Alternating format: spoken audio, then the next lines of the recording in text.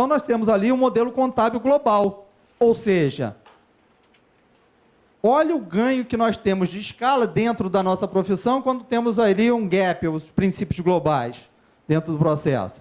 Então, temos ali, ó, vamos refletir sobre cada um desses itens, né? Facilita a compreensão das informações financeiras. Por que facilita?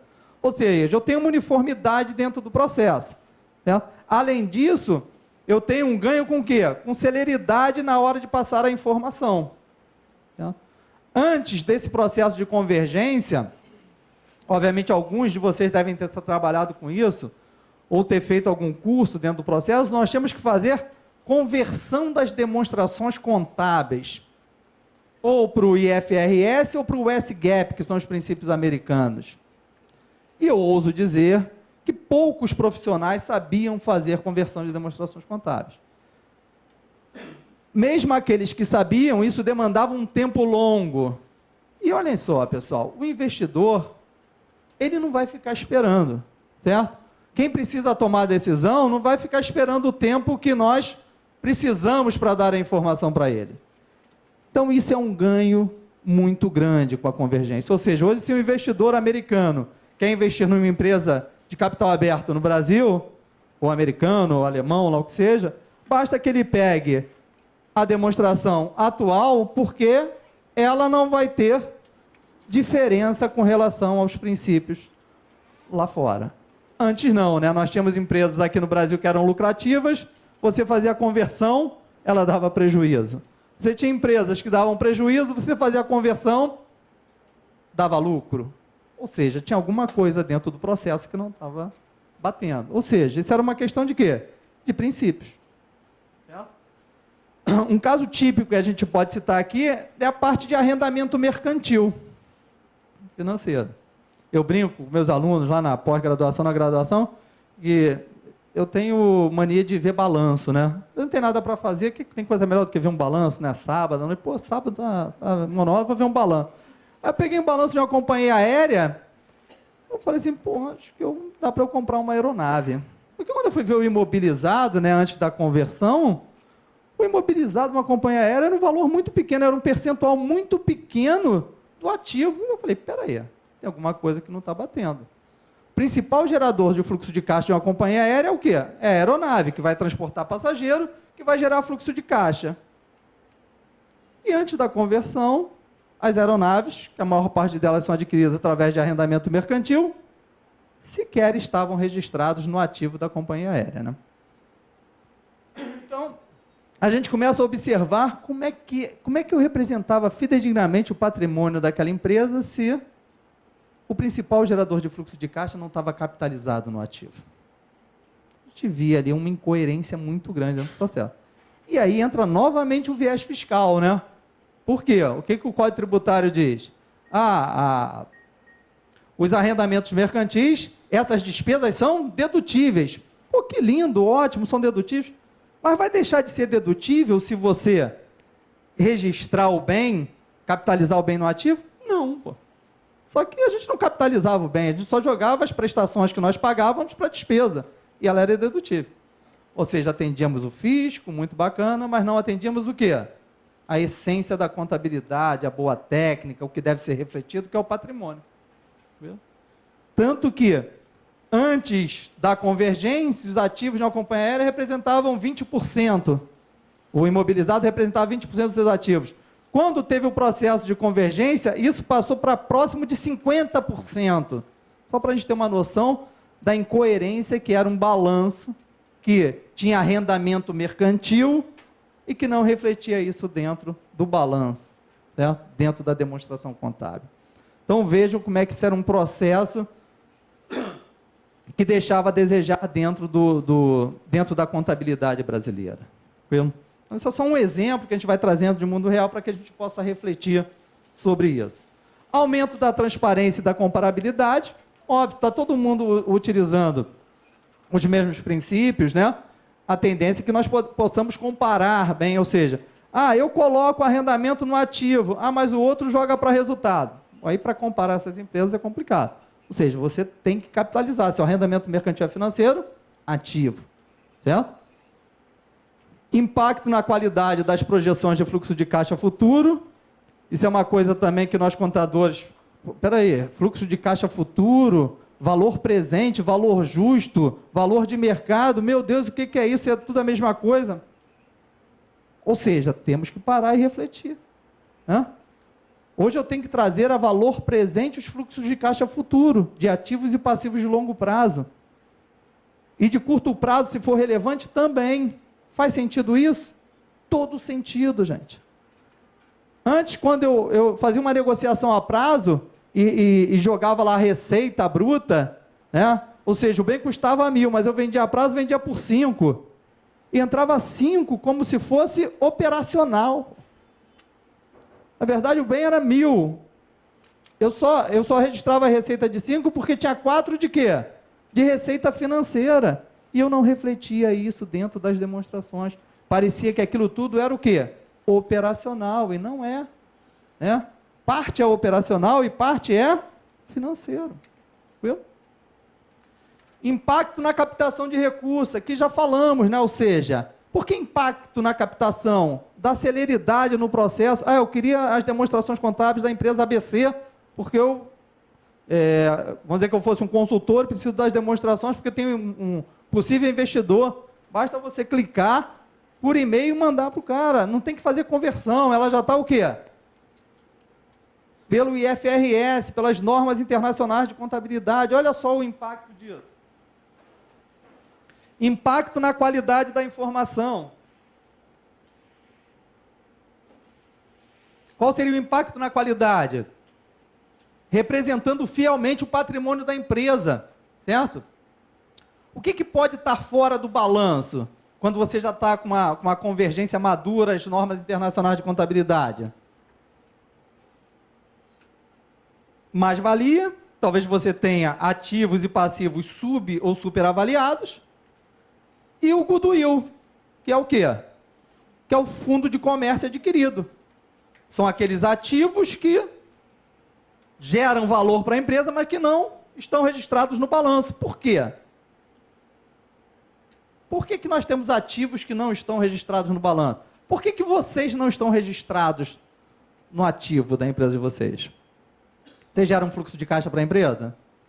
Sim ou não, pessoal? Sim. Não dá para ser mais ou menos, senão o patrão veio e fala, pô, não gero. Tem que falar que gera, né? Eu gero sim. Trabalho. Então eu gero benefício econômico, mas a empresa tem controle sobre vocês? Nenhum controle.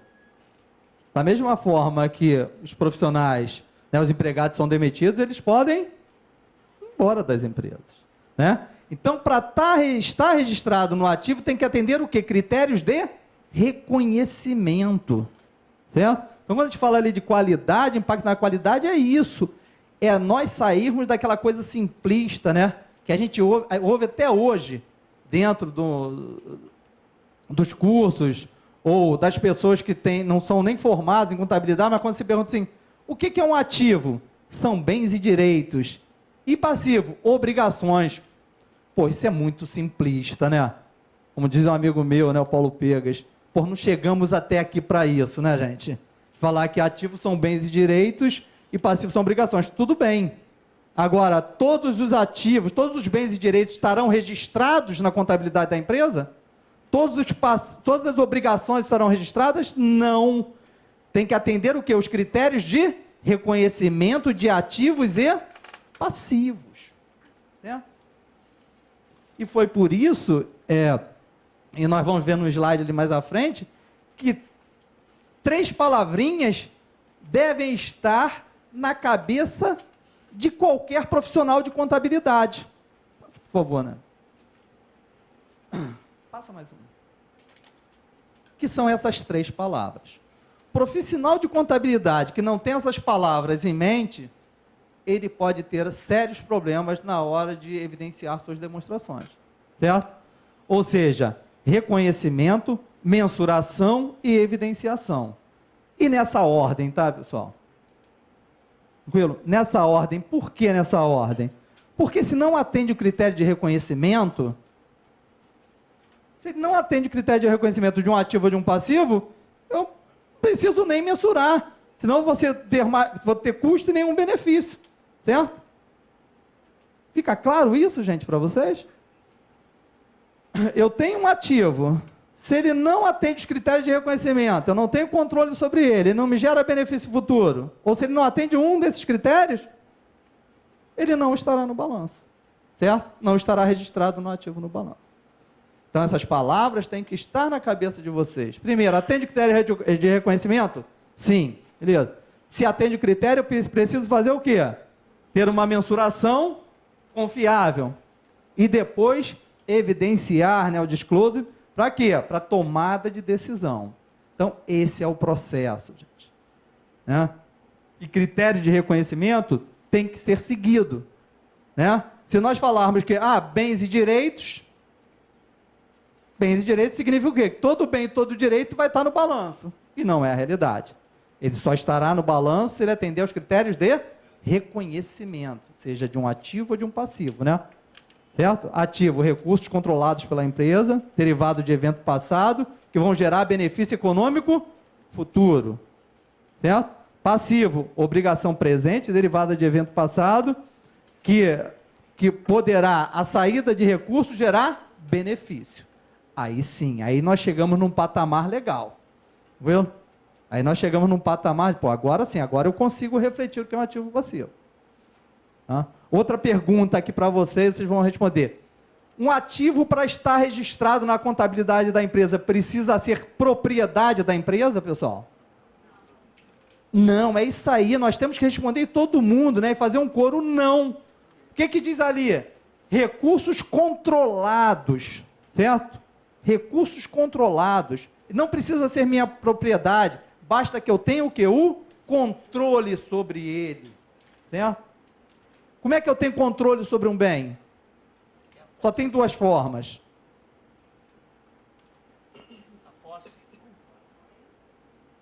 A posse. Tudo bem, eu posso ter a posse, posso não ter o controle, certo? Como é que eu tenho o controle?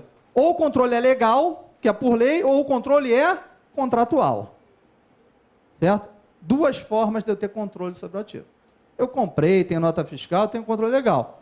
Eu tenho lá um direito de uso, tenho uma concessão, direito contratual, certo? Então eu tenho controle, não precisa ser minha propriedade, eu tenho que ter o controle, certo? Sobre esse bem. Então, dentro do processo, volta 2 agora, né, por favor. Eu antecipei aqui porque, para fechar essa parte do gap global, nós temos o quê? Facilita a compreensão de informações financeiras. Ou seja, dentro do processo, eu tendo uma contabilidade harmonizada, uma base sólida, certo? Como são os IFRS, né? Ou seja, a contabilidade internacional, isso me dá o quê? Uma qualidade e uma compreensão melhor dentro das informações financeiras. Aí eu avancei. E dentro desse processo eu estou num patamar elevado, certo? Atendendo a esse gap global.